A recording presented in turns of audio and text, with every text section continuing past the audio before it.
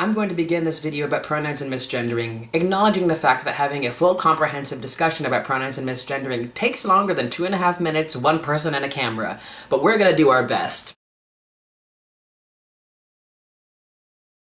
Typically, I get three sorts of questions when it comes to pronouns and misgendering. A, how do I know what pronoun to use in any given situation? B, what do I do when I use the wrong pronoun in any given situation? And C, how do I stop assuming people's genders or identities? Or how do I get used to using more gender-neutral pronouns? So let's take a look at this in 3 parts. The first part, how do I know what pronoun to use? Very simple. Ask. I have never once been offended by someone politely asking me, "Excuse me, what's your pronoun?" Pronouns are a fact and not a preference, so I wouldn't ask someone what is your preferred pronoun, but rather simply, what is your pronoun? It's a slight distinction, but it's a very important one. The idea of preferred pronouns indicates that either or are correct, but one is more correct, and that's not correct. I am not a she. I am a they or a he, because both are accurate to my sense of identity and self. However, it's not that I prefer they or he over she, it is that she is not I. Part 2. What to do when one uses the wrong pronoun in any given situation. Part 2 breaks down into 3 steps. Accept, correct, move on. We're going to use an example for this. I love Charlie. She's a great human being. Accept. Accept that the person you're talking about knows their own gender. When they correct you, don't fight it, don't be embarrassed, don't argue the point because that person does not fit your particular archetype of he or she. Accept that when someone is referring to themselves, they know better than you. Step 2. Correct. Repeat the sentence you just said with the correct pronoun, or even simpler, just say the correct pronoun. I love Charlie. She's a great human being. He.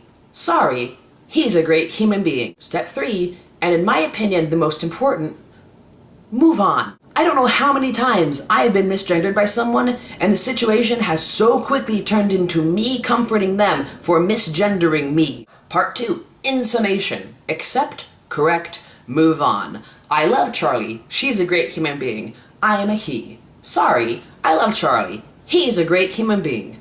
Cool. And part C, 1 and 2, how do I stop assuming people's pronouns, and how do I get used to using more gender-neutral pronouns? Well, for part 1, stop assuming people's pronouns. See part A and ask that person, hey, what's your pronoun? And as for using more gender-neutral terms, start observing your own language and see how gendered it is outside of topics that are actually gender-related. I talk to inanimate objects. I'm going to assume you do sometimes as well. Is the object a he? Is it a she? Could it be a they? Could it be an it?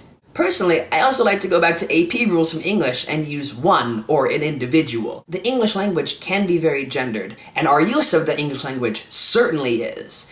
It's habit, and it takes practice. I came out as queer in high school, and before I did, I started referring to the people that I liked as they, because I didn't want anyone to know that I was talking about a woman. So I got used to using the singular they back then. It's not really much of an adjustment for me, but I understand that other people aren't familiar with that.